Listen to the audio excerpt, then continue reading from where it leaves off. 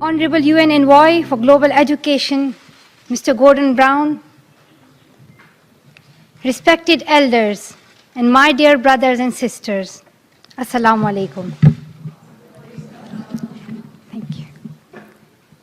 Today, it is an honor for me to be speaking again after a long time.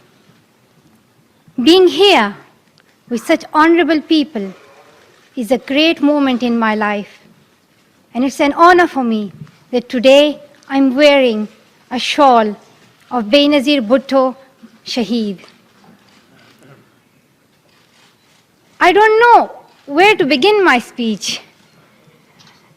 I don't know what people would be expecting me to say.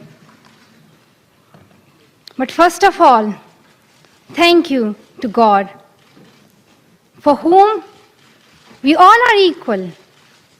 And thank you to every person who has prayed for my fast recovery and a new life. I cannot believe how much love people have shown me. I have received thousands of good wish cards and gifts from all over the world. Thank you to all of them. Thank you to the children whose innocent words encouraged me. Thank you to my elders whose prayers strengthened me. I would like to thank my nurses, doctors, and the staff of the hospitals in Pakistan, in the UK, in the UAE government, who have helped me to get better and recover my strength. I fully support Mr. Ban Ki-moon, the Secretary General, in his Global Education First initiative, and the work of the UN Special Envoy, Mr. Gordon Brown, and the respected President, General Assembly, Wok Yaramich. I thank all of them for their leadership that they continue to give. They continue to inspire all of us to action. Dear brothers and sisters, do remember one thing. Malala Day is not my day. Today is the day of every woman, every boy, and every girl who have raised their voice for their rights. There are hundreds of human rights activists and social workers who are not only speaking for their rights, but who are struggling to achieve their goal of peace, education, and equality. Thousands of people have been killed by the terrorists, and millions have been injured. I'm just one of them. So here I stand. One girl among many. I speak not for myself, but for those without voice can be heard. Those who have fought for their rights. Their right to live in peace. Their right to be treated with dignity. Their right to equality of opportunity. Their right to be educated. Dear friends, on the 9th of October 2012, the Taliban shot me on the left side of my forehead. They shot my friends too. They thought that the bullet would silence us, but they failed. And out of that silence came thousands of voices. The terrorists thought that they would change my aims and stop my ambitions, but nothing changed in my life except this. Weakness, fear, and hopelessness died. Strength, power, and courage was born.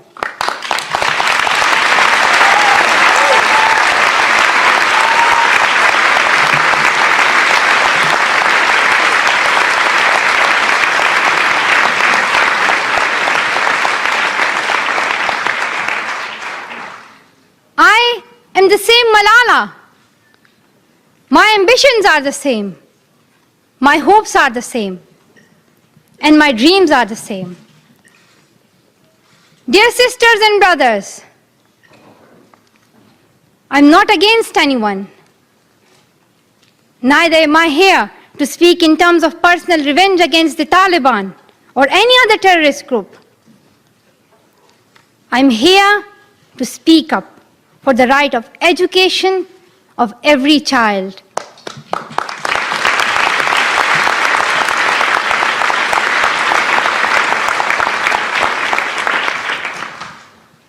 I want education for the sons and daughters of the Taliban and all the terrorists and extremists. I do not even hate the Talib who shot me. Even if there is a gun in my hand and he stands in front of me, I would not shoot him. This is the compassion that I have learned from Muhammad, the Prophet of Mercy, and Jesus Christ and Lord Buddha. This is the legacy of change that I have inherited from Martin Luther King, Nelson Mandela, and Muhammad Ali Jinnah. This is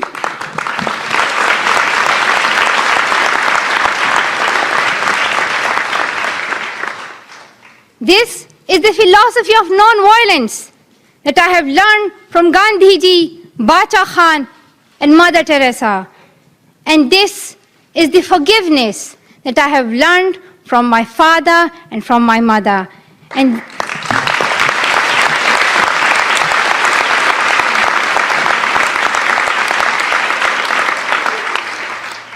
this is what my soul is telling me. Be peaceful and love everyone. Dear sisters and brothers, we realize the importance of light when we see darkness. We realize the importance of our voice when we are silenced. In the same way, when we were in Swat, the north of Pakistan, we realized the importance of pens and books when we saw the guns. The wise saying, "The pen is mightier than sword," was true. The extremists were and they are afraid of books and pens. The power of education frightens them. They are afraid of women. The power of the voice of women frightens them. And that is why they killed 14 innocent students in the recent attack in Quetta. And that is why they killed female teachers and polio workers in Khyber Pakhtunkhwa. That is why they're blasting schools every day, because they were and they are afraid of change, afraid of equality that we will bring into our society. And I remember that there was a boy in our school who was asked by a journalist, "Why are the Taliban against education?" He answered very simply by pointing to his book. He said, "A Talib doesn't know what is written inside this book." They think that God is a tiny little conservative being who would send girls to the hell just because of going to school. The terrorists are misusing the name of Islam and Pashtun society for their own personal benefits.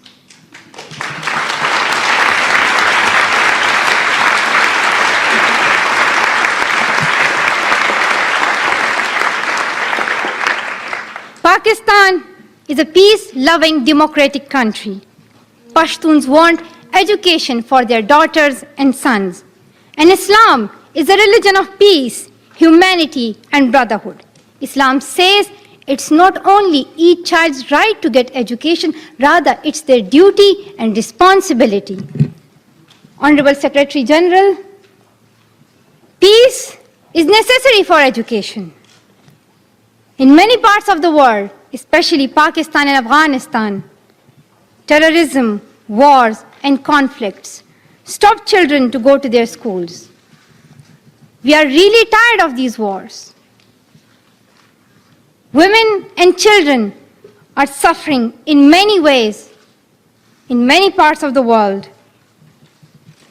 In India, innocent and poor children are victims of child labor. Many schools have been destroyed in Nigeria. People in Afghanistan have been affected by the hurdles of extremism for decades. Young girls have to do domestic child labor and are forced to get married at early age. Poverty, ignorance, injustice, racism, and the deprivation of basic rights are the main problem faced by both men and women. Dear fellows, today I'm focusing on women's rights and girls' education because they are suffering the most. There was a time when women social activists asked men to stand up for their rights, but this time we will do it by ourselves.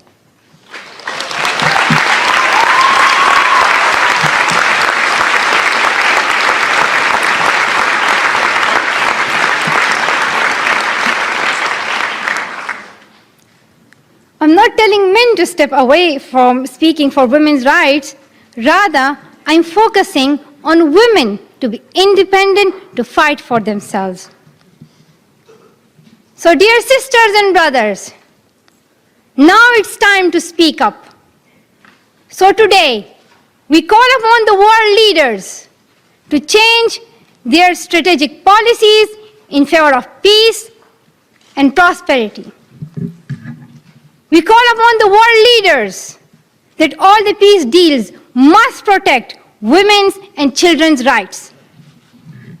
A deal that goes against the rights of women is unacceptable.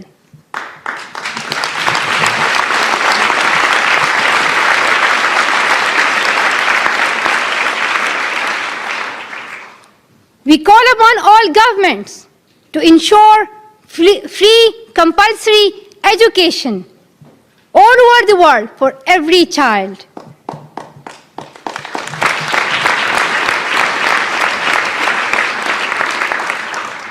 We call upon all the governments to fight against terrorism and violence, to protect children from brutality and harm. We call upon the developed nations to support the expansion of educational opportunities for girls in the developing world. We call upon all the communities to be tolerant, to reject prejudice based on caste, creed, sect, color, religion, or gender, to ensure freedom and equality for women so that they can flourish. We cannot all succeed when half of us are held back. We call upon our sisters around the world to be brave, to embrace the strength within themselves and realize their full potential. Dear brothers and sisters, we want schools and education for every child's bright future. We will continue our journey to our destination of peace and education. No one can stop us. We will speak up for our rights, and we will bring change through our voice. We believe in the power and the strength of our words. Our words can change the whole world because we are all together, united for the cause of education. And if we want to achieve our goal, then let us empower ourselves with the weapon of knowledge, and let us shield ourselves with unity and togetherness. Dear brothers and sisters, we must not forget that millions of people are suffering from poverty, injustice, and ignorance.